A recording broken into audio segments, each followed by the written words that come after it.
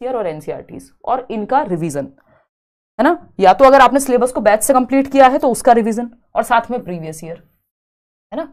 ये सब कुछ एक साथ बैच में आपको ऑलरेडी मिल जाएगा। ठीक, इन दोनों का रिवीजन, इनको जब आपने ऐड कर लिया यानी प्रीवियस ईयर और एनसीईआरटीज को पढ़ लिया, रिवाइज कर लिया, बस बात बन जाएगी। कुछ और आपको एक्स्ट्रा सोचने की जरूरत नहीं है। जो सिलेबस नहीं देखता, जो प्रीवियस ईयर नहीं देखता, उसका पेपर नहीं होता। ये एकदम साधारण बात है, क्योंकि आपको पता ही नहीं होगा आपको पढ़ना क्या है, किस तरह से पूछा जाएगा। फिर अगर पढ़ भी लिया, सिलेबस कर भी लिया, तो क्वेश्चन कैसे बनेगा उससे, वो प्रीवियस ईयर से ही आइडिया लगेगा। और जितने प्रीवियस ईयर क्वेश्चन सीटेट में रिपीट होते हैं, मुझे नहीं लगता दुनिया में कहीं होते होंगे। मतलब प्रीवियस ईयर क्वेश्चंस हर एक एग्जाम के लिए इंपॉर्टेंट है, रिपीट होते हैं या उसी बेसिस पे क्वेश्चंस बनते हैं, लेकिन सीटेट में तो बहुत ही ज्यादा महत्व है इसका। तो इन दो चीजों का जरूर ध्यान रखें। बाकी पेडागोजी आपकी, मैं हूं ही, सीडीपी आपकी कवर वहां से हो जाएगी। अभी से मेहनत कीजिए, मल्टीपल रिवीजन, और अपनी स्पीड बढ़ाइए।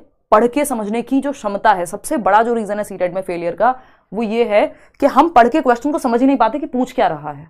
वो सर के ऊपर से टप्पा खा के बॉल निकल जाती है, हम ये नहीं समझ पा रहे पूछा क्या है। वो पूछता कुछ है और हम जवाब कुछ और दे देते हैं, क्योंकि अगर हमने सिलेबस कवर किया तो कई बार हम फॉर्मेलिटी के लिए कर लेते हैं, कॉन्सेप्ट से क्लियर नहीं है, या प्रीवियस ईयर ही नहीं लगाए, साथ में लगाए तो बस नाम के लिए लगा लिए, एनालाइज ही नहीं किया उनको, बस ये देख लिया कितने नंबर आए।